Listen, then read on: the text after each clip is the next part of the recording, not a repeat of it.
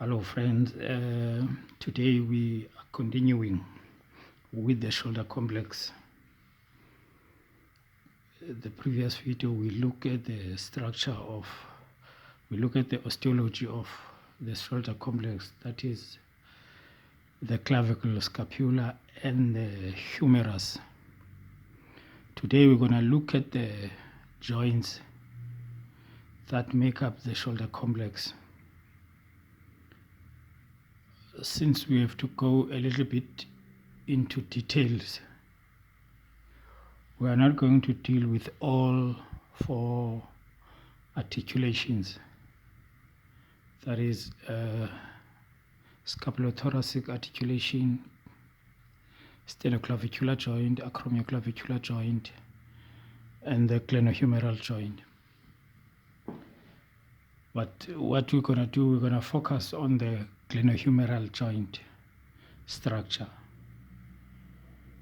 And following one, we're going to look at the sternoclavicular joint. And then thereafter, we'll summarize the acromioclavicular with the scapulothoracic joint. Right, from this that we see here, we can see here that's where the sternoclavicular joint is. This joint is a joint between the manubrium and the proximal part of the sternum with the first costal cartilage. And we have the scapula with the thorax, scapulothoracic articulation. We have the acromion with the distal end of the clavicle, acromioclavicular joint. Then here we have a glenoid cavity that articulates with the head of the humerus. That's where we're going to focus on today. All right. This glenohumeral joint it's a joint between the glenoid cavity and the head of the humerus. If we can focus into the inside of the joint, and then later we do the outside, we can see the glenoid cavity. We can see the head of the humerus. We can clearly see that there is a clear incongruence in this joint. The glenoid cavity is too small to accommodate the head of the humerus. And there is a structure that is added trying to depend or to increase the concavity of the glenoid cavity. That structure is called glenoid labrum. It's a ring-like structure made of fibrocartilage that depends the concavity of the glenoid cavity. From the glenoid labrum, we see the joint capsule. The joint capsule is made of the fibrous and the synovial membrane. And the joint capsule is a big bag in order to allow the movement of the head of the humerus to all directions. This joint can do flexion, extension, abduction, adduction, medial and lateral rotation easily. Then the joint capsule. The joint capsule, clinically, it can be affected and cause a condition called adhesive capsulitis or the frozen shoulder. it mainly affects people in their middle age, above 40, particularly women, especially post-menopause. There is no clear understanding why people do get the frozen shoulder. The frozen shoulder it's a condition that you will easily identify, because it's an inflammatory condition and it will affect all movements: flexion, extension, abduction, adduction, medial and lateral rotation. That's a frozen shoulder. And we can see it on top there. We mentioned this muscle called the supraspinatus from the supraspinous fossa and insert on the greater tubercle of the humerus. And the function of this muscle, together with the deltoid muscle, is to produce abduction of the shoulder. Because if you can look at the way the deltoid muscle is situated, the deltoid muscle cannot produce abduction because of its positioning.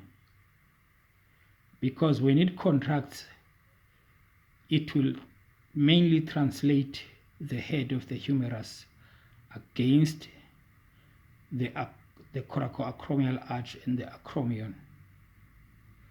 Therefore, if there is no supraspinatus muscle and then the deltoid contracts, that will lead to what we normally call a shoulder impingement.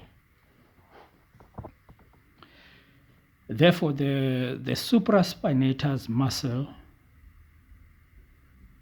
should be activated prior to the activation of the deltoid in order to produce abduction.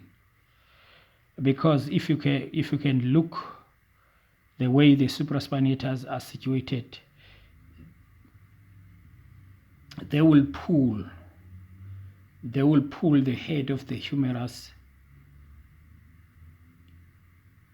medially and downwards.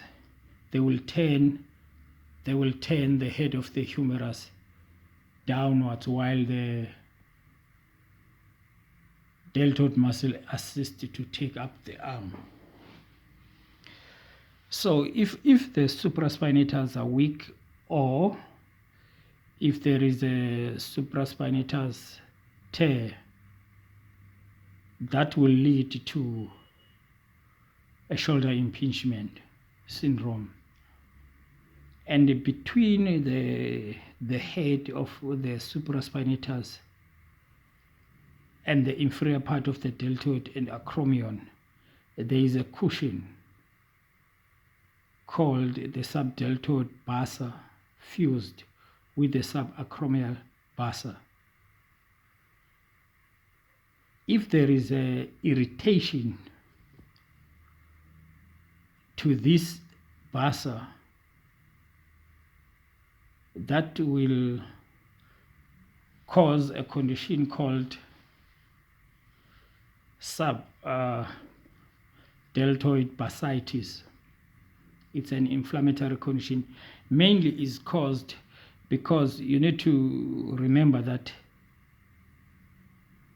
the inferior part of the subdeltoid bursa is the superior part of the tendon of the supraspinatus.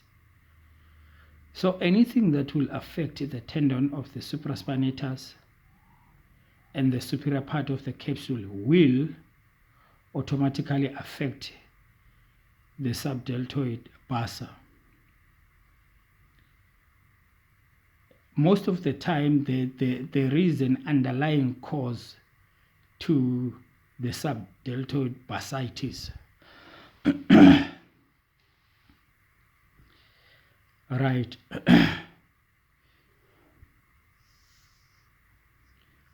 We can continue and identify the structures of the glenohumeral joint. As we can see here, as we mentioned previously, this is a scapular coracoid process, acromion process, and the clavicle acromioclavicular joint with each joint capsule and ligaments. And then we have this coracoacromial arch, and we have these two ligaments called coracoclavicular ligaments between the coracoid process and the clavicle. Then when we look at the glenoid cavity together with the head of the humerus, that is glenohumeral joint, we can see the joint capsule, and also we can see the tendon of the bicep brachii muscle, long head of the bicep brachii muscle, kept in position by a transverse humeral ligament. And to avoid because this ligament, it has to move in and out, therefore is covered by the intercubicular tendon sheet. It's more like a bursa along the long head of the tendon of the bicep brachii muscle. Then this glenohumeral tendon, glenohumeral ligament, is divided into three. We have the inferior, we have the middle, we have the superior there. And along the area of the middle glenohumeral ligament, we see the insertion of the subscapularis muscle from subscapular fossa to the area of the lesser tubercle. And if we look between the tendon of the supraspinatus and the tendon of the subscapularis, there is a very important ligament. This ligament is from the coracoid process to the humerus, is called coracohumeral ligament. This tendon is very important because since we said this joint is incongruent, therefore this joint is very, very unstable. And the weight of the upper limb, the weight of the humerus and the ulna and radius together with the muscle, they constantly pull the head of the humerus downwards.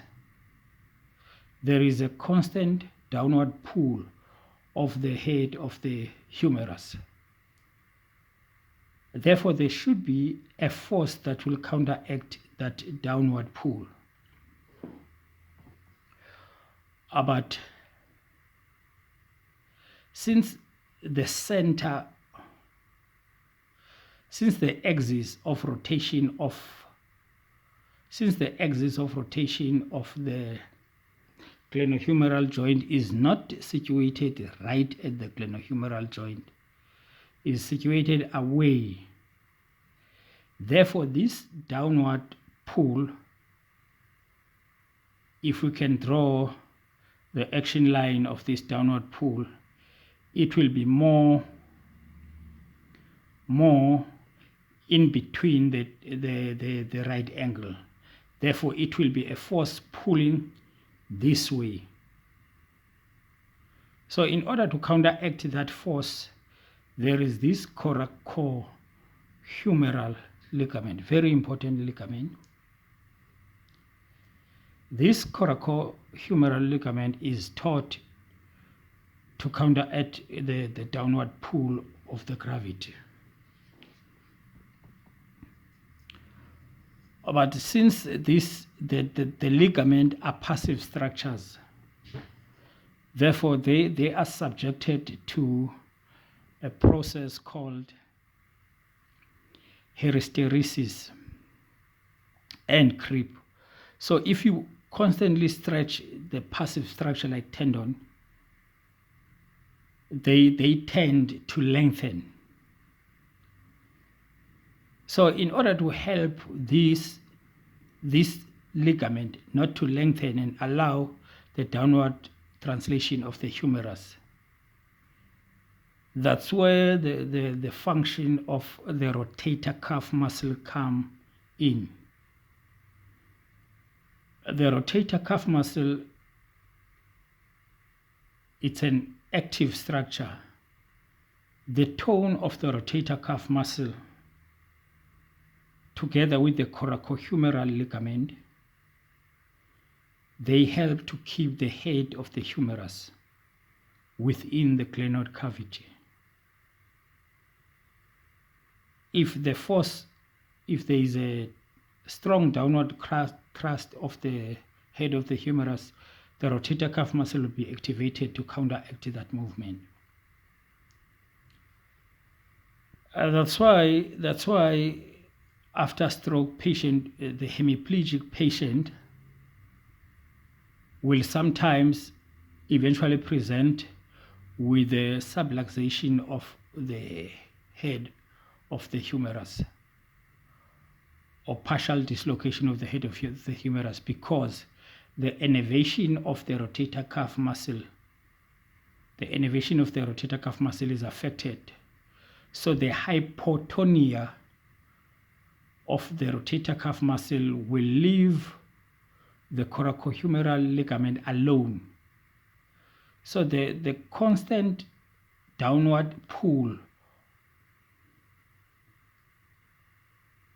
of gravity will constantly stretch this ligament, this coracohumeral ligament, together with the joint capsule and all other ligaments, and lengthen them and cause dislocation or subluxation. Therefore, it is important, especially for physiotherapists, to do the positioning good positioning of the shoulder complex for patient after stroke, especially those in the early stages where the muscle are completely inactive, where there is hypotonia of muscles. All right. Then if we look at this picture, they have removed the head of the humerus in order to look inside the glenoid cavity. You can see this part is the long head of the bicep brachii muscle originating from the supraglenoid tubercle, and that tendon is covered by the synovial membrane. Right. And then between the middle glenohumeral ligament and the tendon of the subscapularis, there is a bursa in between in order to avoid friction, and then that bursa is connected to the joint. Therefore, the synovial fluid is flowing through there to avoid friction.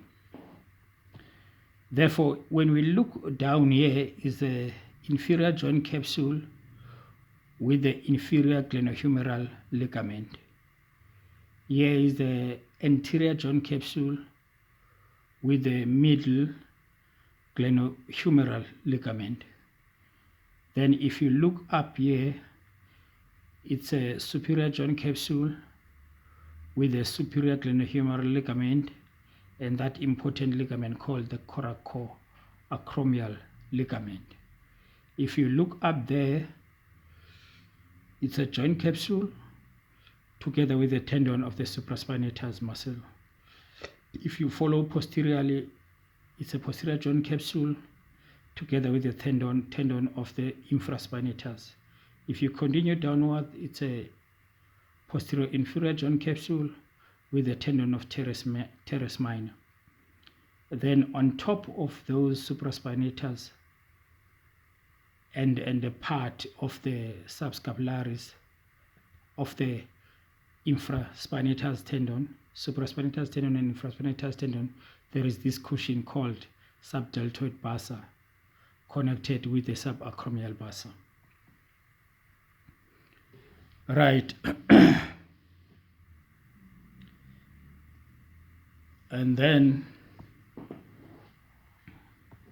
I'll just add some few things. and then we end our session. Right, this glenohumeral joint, or let me say that this shoulder complex, when we look at the two ranges of motion like flexion and abduction, flexion through elevation is about 180 degrees. Abduction is around 180 degrees also. Right, when we look at abduction, the 60 degrees is contributed to the contribution of the scapulothoracic joint via the acromioclavicular joint and sternoclavicular joint. And the 120 degrees, it's a contribution from the glenohumeral joint. So as we continue with the following session, where we'll deal with the biomechanics of the shoulder complex, then we will go in detail in those explanations. Suffice to say, we have mentioned all the ligaments and tendon around the shoulder complex. Then we will continue with the following session. Thank you.